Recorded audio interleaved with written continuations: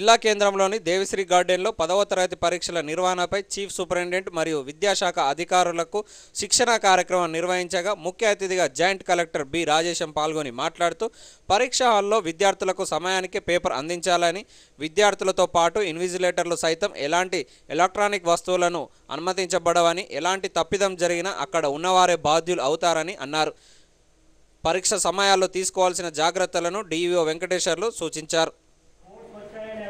మరి ఖచ్చితంగా చెప్పుకోవాల్సినటువంటి బాధ్యత మరి కస్టడీ అయినా సరే, మరి మీ సిఎస్ డిఓ అయినా సరే ఖచ్చితంగా కోర్స్ అనేటువంటివి వెరిఫై చేసుకోవాలి. ఆ కరెక్ట్ కోర్స్ వచ్చాయా లేదా అనేటువంటిది.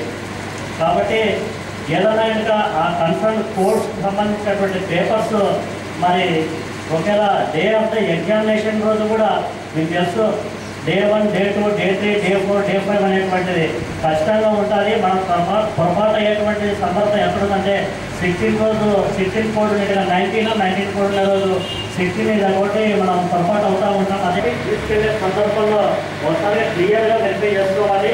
ఒకవేళ in case during the first examination start అవుతున్నటువంటి సందర్భంలో ఒకవేళ 16 కోడ్ ఉండి చేసి మరి డిఓ దృష్టికి ఖచ్చితంగా తీసుకోవాల్సిన బాధ్యత అనేటువంటిది ఉంది. అదేవిధంగా ఇందాక వేరే క్లియర్ ఇన్స్ట్రక్షన్స్ ఇచ్చారు. ఎక్కడే కానీ క్వశ్చన్ పేపర్ అనేటువంటి షార్టేజ్ వచ్చేటువంటి ప్రసక్తి లేదు. క్వశ్చన్ పేపర్ షార్టేజ్ వచ్చింది కదా మేము స్పెషల్ మెసేజ్లను పెట్టి మరి ఆ బఫర్ సెంటర్ కొంచెం లేదంటే కనుక ఆ బఫర్ సెంటర్ కూడా లేని పక్షంలో మరి డిఈఓ వరకు కూడా పేపర్లు ఆ స్పెషల్ కమిషన్ వారు మాత్రమే పంపిస్తామని కూడా మీరందరూ కూడా గుర్తుపెట్టుకోవాలి. ఏదైనా కూడా జరిగినట్లయితే కూడా మీరందరూ కూడా ఈ పాయింట్ చాలా గుర్తుపెట్టుకోవాలి. అదేవిధంగా మనకు టైంకి సంబంధించినటువంటి ఇంటరాక్ట్ చేయడం జరిగింది. And this is the second time. So ఇప్పుడు మనకు పరీక్షా సమయం, పిల్లలకు కాదు పరీక్ష, మీకు పరీక్షా సమయం. సో ఎంత జాగ్రత్తగా మనం ఎగ్జామినేషన్ నిర్వహిస్తామనేటువంటిది మీ యొక్క విజయస్కంధాలపైన ఉంది. మరి అందరూ చీఫ్ సూపరింటెండెంట్స్, డిపార్ట్మెంటల్ ఆఫీసర్స్ ఒకరికొకరి కోఆర్డినేట్గా పనిచేసి బాధ్యతలు చక్కగా నిర్వర్తించాల్సిందిగా ఈ సందర్భంగా ఒకరికొకరి కోఆర్డినేషన్ లేకుండా చేసుకున్నట్టయితే అది అనవసరంగా జిల్లాకు మనకు చెడ్డ పేరు వచ్చేటువంటి అవకాశం ఉంది. మీ వ్యక్తిగతమైనటువంటి సమస్యలు పరీక్ష సమయంలో మీరు చూపించకూడదు. వ్యక్తిగత సమస్యలు చాలా ఉంటాయి.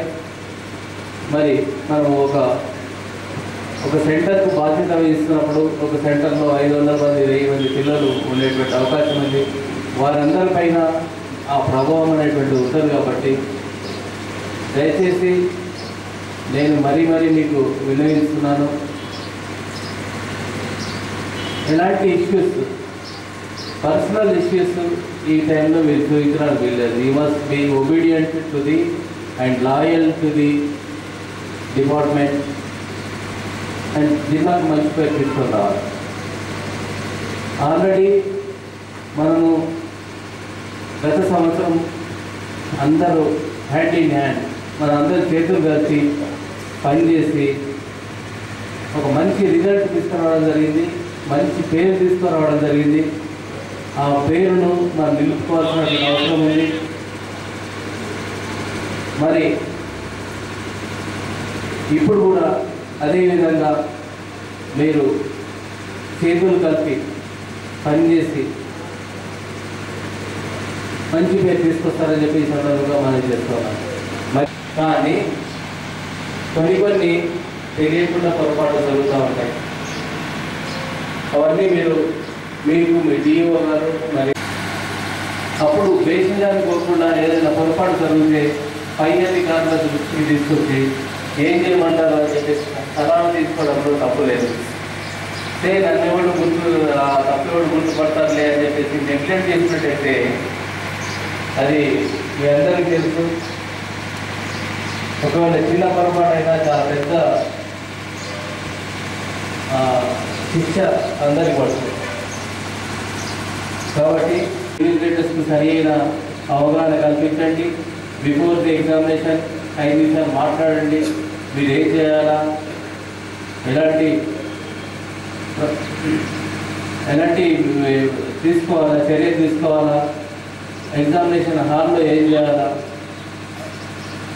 నేను గత ఒకసారి ఏపీఎస్సి టీఎస్పీఎస్సీ ఎగ్జామినేషన్ అప్పుడు చూశారు అనుకుంటా, కొన్ని స్కూళ్ళల్లో చూశారు. అప్పుడు ఏదో 51 సెంటర్స్ ఉంటే మన దగ్గర చూసినప్పుడు చాలా నిర్లక్ష్యంగా ఇన్విజిలేటర్ చాలా నిర్లక్ష్యంగా ఉన్నారు. సో అట్లాంటి సందర్భంగా ఇక్కడ వస్తే ఎన్మాస్గా మనకి చెడ్డ పేరు వచ్చేటువంటి అవకాశం ఉంది. కాబట్టి జిల్లాకు మంచి పేరు తీసుకొని రావాలంటే మీ చేతిలో ఉంది, చెడు పేరు తీసుకురావాలంటే మీ చేతిలో ఉంది. నాకు మీ మీద చాలా నమ్మకం ఉంది. ఎట్టి పరిస్థితుల్లో కూడా మంచి క్రమశిక్షణతో అందరూ బాగా పనిచేసి మంచి పేరు తీసుకొస్తారు, మంచి రిజల్ట్ తీసుకొస్తారని సందర్భంగా నేను